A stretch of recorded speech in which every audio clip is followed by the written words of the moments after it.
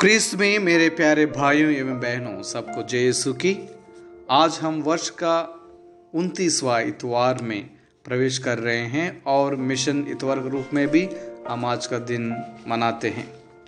आज के पाठ के द्वारा इस क्रिस्तीय नेतृत्व को लोगों के प्रति करने वाली त्यागपूर्ण सेवा के रूप में वर्णित करते हैं। त्यागपूर्ण नेतृत्व के लिए आज के पाठ प्रभु यीशु को अपना अत्युत्तम उदाहरण के रूप में देखते हैं। सुसमाचार का पाठ हमें प्रभु यीशु को एक अत्युत्तम सेवक के रूप में अपना सब कुछ न्योछावर करने के विषय में कहता है, जिसे प्रभु ईश्वर के राज्य में बड़ा होने के लिए योग्य मापदंड मानते हैं। पहला पाठ, जिसे नबी इसायास के ग्रंथ से लिया गया है, कहता है कि प्रतिज्ञात मसीहा लोगों के पापों को हारने के लिए और उन्हें विश्वास से बचाने के लिए स्वेच्छा से अपना प्राण का बलिदान देगा। प्रभु यीशु स्वेच्छा से अपना प्राण का बलिदान देंगे और प्रभु यीशु यह बलिदान मनुष्य के प्रति अपने प्रेम को प्रकट करने के लिए एक दुख भोगने वाले सेवक के रूप में चढ़ाएगा। प्रभु यीशु क्रूस बलिदान के द्वारा मनुष्यों के पापों के लिए बलिदान चढ़ाते समय पिता ईश्वर के सामने मानव जाति के लिए मध्यस्थता के रूप में काम करेगा और समस्त मानव जाति के पाप का दंड अपने ऊपर लेगा। दूसरा पाठ इब्रानियों को लिखे पत्र से लिया गया है, जिसके द्वारा संत पौलुस कहते हैं कि एक ईश्वर तथा मनुष्य के रूप में और मध्यस्थ तथा महापुरोहित के रूप में प्रभु यीशु एक योग्य बलिदान पिता ईश्वर को चढ़ाते हैं। प्रभु यीशु मनुष्य के उद्धार के लिए अपने को बलिवेदी में चढ़ाते हैं, जिसके द्वारा वह मनुष्य को पाप की दास्ता से मुक्त करते हैं। आइए हम प्रभु यीशु से प्रार्थना करें और प्रभु यीशु के मिशन कार्य के समय में हम सारे मिशनरियों के लिए भी प्रार्थना करें और प्रभु हम सबको आशीर्वाद दे। My dear brothers and sisters, today we enter into 29th Sunday in ordinary time. Jesus shows us the way to give glory to the Father, become the servant of all, and give our lives for others. Are we willing to do that? The first reading today is from the prophet Isaiah. He is very clear that even long before the time of Jesus, a deeply religious person could see that one person could take on suffering for the good of others. The second reading is from the letter to the Hebrews and continues the same theme. We have a high priest who is able to sympathize with our weaknesses because he has similarly been tested in every way yet without sin. The Gospel from St. Mark gives us two teachings. One is about wanting spiritual gifts. Jesus is clear that we can have spiritual gifts. What our role in the final kingdom of heaven will be is already prepared. Our role is to do the Father's will in this life and to trust in Him wholeheartedly.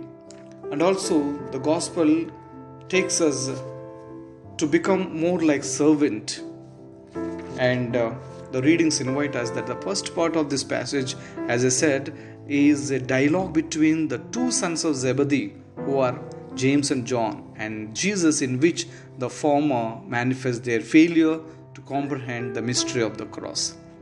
The Dead Sea Scrolls provide some important background for this passage.